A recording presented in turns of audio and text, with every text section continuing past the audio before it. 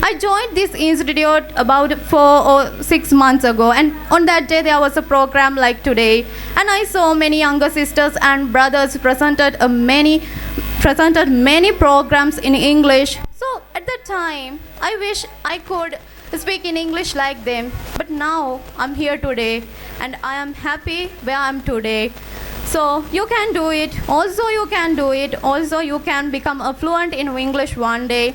Our sir will help you, and our sir will take you to the destination. So work for it, then dream big and be dedicated. Then you will be able to become fluent in English one day. So thank you.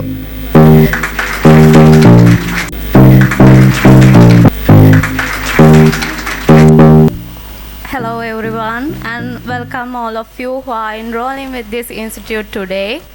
And first of all, I'll introduce myself. I'm Achini, and I'm from Miyanakandura, and now I'm 20 years old, and I'm looking forward for my university entrance, and I'm selected for Law University of Colombo. But I didn't come here to tell my story with you. I have a big and special story to share with you. That is is really special story that we must know, and that story can be considered as someone's life story, and on the other hand it can be considered as the historical of this institute. So first of all, I don't say who or what I'm going to talk about, but at the end of this story definitely you will know that who I'm talking about. A boy who was brought up in this village, Gurukadua, by his family who owned a grocery store which is now leased. And he has 4 sisters and 1 brother. All of them studied here at a local school. All of you know in Sri Lanka who score well in grade 5 exam are allowed to continue their studies in a school of their choice.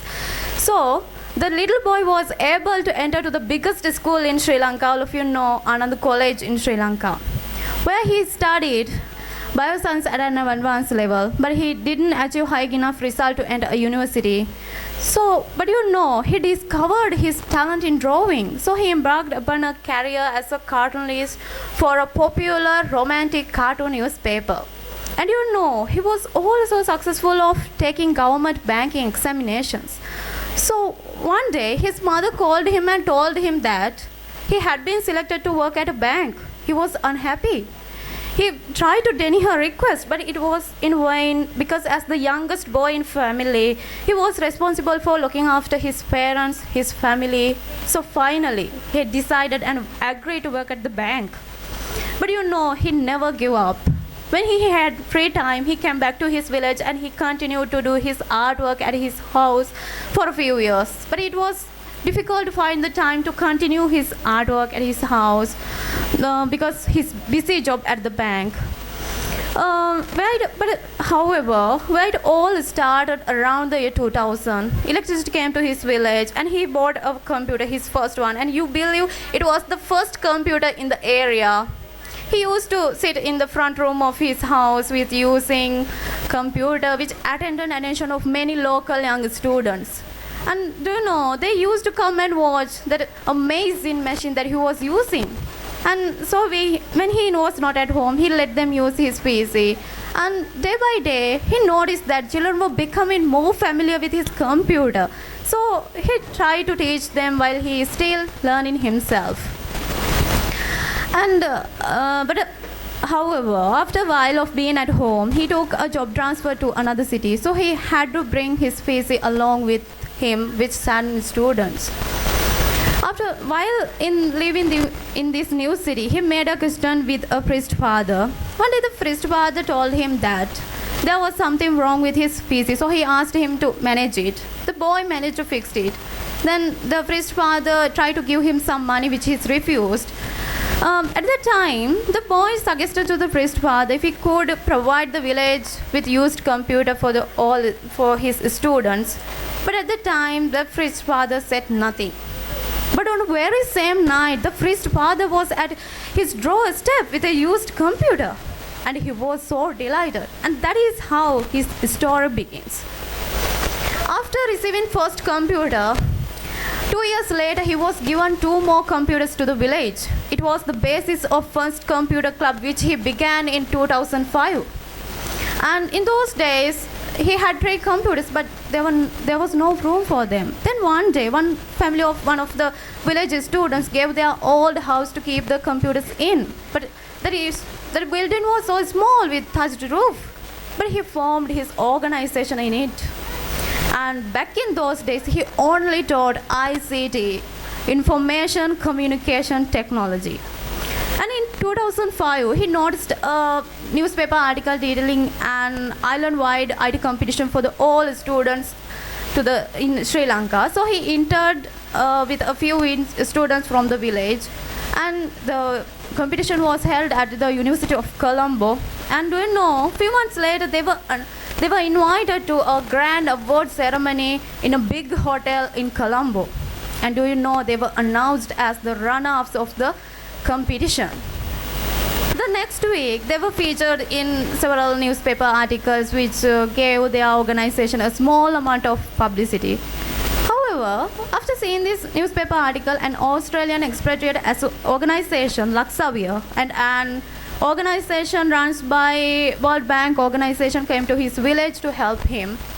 At that time, he requested internet connectivity to the village because of the geographical location of the village. It was really difficult to get internet connectivity or even mobile phone signals to reach here. So that's why he requested internet connectivity to the village. And that time, the World Bank organization provided him with a satellite. It was really expensive. But you know, it was really beneficial for the 25 students when he had with him in those days.